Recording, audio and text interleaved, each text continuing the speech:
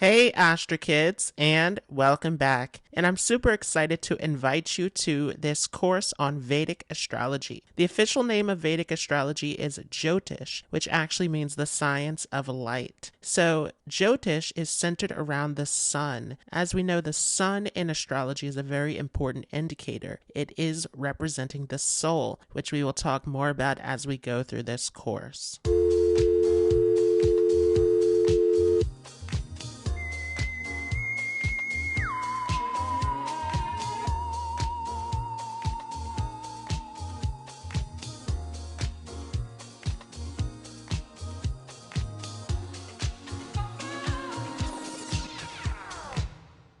To the mantra for Lord Ganesh. Om Gam Ganapatiya Namaha. Om Gam Ganapatiya Namaha. Om Gam Ganapatiya Namaha. Let's move on and pay some respects to Saraswati. Om Aim Saraswati Namaha. Om Aim Saraswati Namaha. Om Aim Saraswati Namaha. Om Aim Saraswati Namaha. So these are important mantras when you are beginning anything and wanting to learn anything brand new. And I will recommend that you are using certain mantras always when I am working with astrology. These are excellent remedies. So very important that you're understanding the connection with the deities, as that will also help you in understanding Jyotish as a whole. So before we get into anything serious, I do want to mention that there are certain rules when it comes to using Jyotish. So if you are new to Jyotish, or if you are wanting to learn from start here, it's very important to understand that when you are looking at Jyotish, any horoscope in Jyotish is looking at the karmas of a person's life. And this means that when you're actually working with clients or looking at a person's chart, that you're working with different karmic energies. And so this is very heavy, especially if you are someone who is an empath, someone who's very sensitive. You're going to pick up on the emotions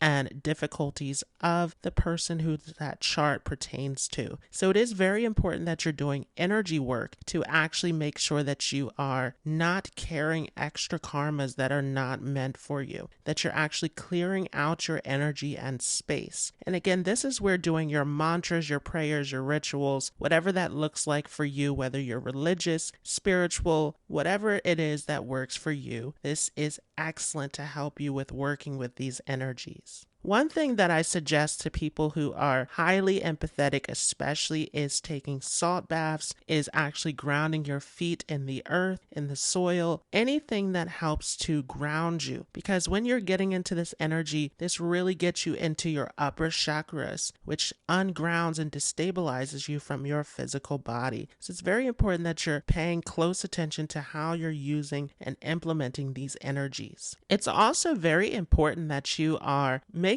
sure that everything that you do in terms of astrology is ethical. Astrology gives you the ability to see the weaknesses and strengths of an individual. And by seeing these weaknesses, you have the ability to take advantage of this. But you want to avoid doing that again because you are working directly with karmas. So you can find that this karma can actually come back. The purpose of working with Jyotish is always to help people, is always to heal people, is always to give people the advice and guidance that they need. Some things that can help you in your Jyotish practice, once again, similar to what we just did in the beginning here, working with mantras. Now, I only did the mantras for a short duration, but really devoting yourself to these mantras, taking time out in your day to really chant these mantras, or if you're having difficult chanting them, you can even go on YouTube and find these mantras and listen to chants. This will help you to really get into this energy. Another thing you can do again is if you have any religious or spiritual practices. Even if you are Christian and you have certain prayers and practices that you implement into your life, this will help you to understand and practice Jyotish. Any kind of meditation can help, and especially if you are someone who's really in tune with your intuition, right? If you have psychic awareness, really tapping into that and using that to help to guide you, as spirit will guide you and give you the direction that you need to understand the astrology. Also, on the next slide here, I'm going to show you some of my own references that I've used to understand Jyotish. And really going over this information can help you. A lot of the information in Jyotish is coming from ancient texts and from rishis. So when you are reading and understanding all of this information and insights through these ancient texts, this really helps you to understand and derive meaning from Jyotish. So on the screen here are my references to Jyotish, the things that I have used and implemented into my own life in order to help me in understanding astrology. I have taken the time to study and research and analyze the astrology. So really working with different charts, practicing. Looking at your own chart is really important in the beginning when you are getting into Jyotish. But even looking at other people's charts, looking at family members, looking at celebrities, and again, later on, if you want to work with clients, this really helps you. The more that you practice, the more that you are observing patterns and doing your own research, this gives you a great amount of insight. Along with this, again, if you are someone who is very spiritual, who has your prayers, your rituals, your meditation that you're doing, or if you're someone who's very intuitive, receiving downloads and messages through spirit, this can help you in your ability to derive meaning through the astrology. Also, reading over the slokas and the Rig Vedas, along with the Jaimini Sutras and the Bharat Hora Shastra, this really helps to get into this. So Sage Parashara is primarily where we get most of our information regarding astrology. But also we have another practice in astrology that is called Jaimini astrology that comes from Sage Jaimini.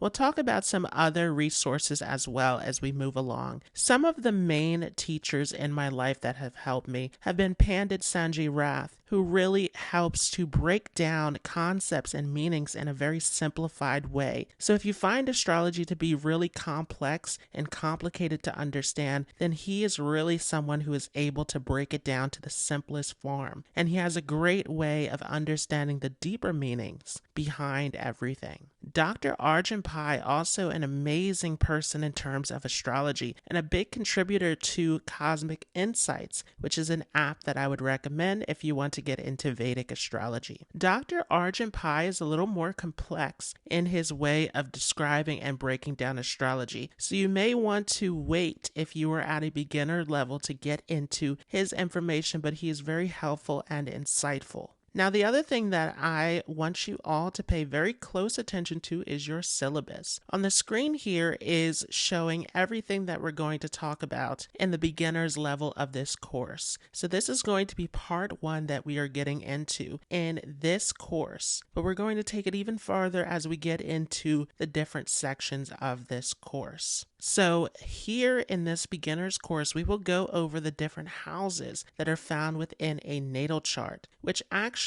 is called a horoscope because you have more than one chart, which we'll talk about more as we go along in this course. We'll also talk about a concept called Bhavat Bhavam, which is house-to-house concept, which means that you can actually look anywhere in your chart and see how many houses is it away, which gives you significations about what that house represents. We'll also be talking about grahas, which are basically the planets in Vedic astrology. The grahas actually are not including the 3 extra planets of Neptune, Pluto, and Uranus, as we typically use in Western astrology. And the grahas also include the lunar nodes if you're familiar with those. If not, we'll talk more about those lunar nodes as we go ahead. We'll also be talking about the rashis, which are the signs. So if you're familiar with astrology already, then you're probably very familiar with the zodiac signs. In Vedic astrology, though, when we use the term rashi, it typically refers to the moon sign rather than the sun sign. But again, we'll talk more about that as we continue throughout this course. Another big thing we're going to talk about here in the beginning of this course is something called drishti, which are the aspects in Vedic astrology. So if you're coming from Western astrology, you're probably familiar with trines, sextiles, squares, all of these very complicated aspects. However, here in Vedic astrology, we look at the aspects slightly different, and we actually see aspects from the planets and from the signs, which we'll talk more about later on. Another big thing that we're going to talk about about is something called yogas. And the word yoga actually means union. So this is referring to the relationship between different planets. So depending upon how planets are placed in your chart, they create special connections that actually gives certain results. So you can get auspicious results or inauspicious results from yogas that are formed within your chart. So we'll break that down a little bit more as we move along. And then the biggest thing that we're going to talk about here in this beginner's levels course, which is probably the most complex out of all of these topics, is what is called the nakshatras. So the nakshatras are the 27 lunar mansions. And if you know anything about Chinese astrology, then you probably heard of the 28 lunar mansions. But we're going to break down those asterisms a little bit more later on, because this gives us even deeper insight into what the signs actually mean.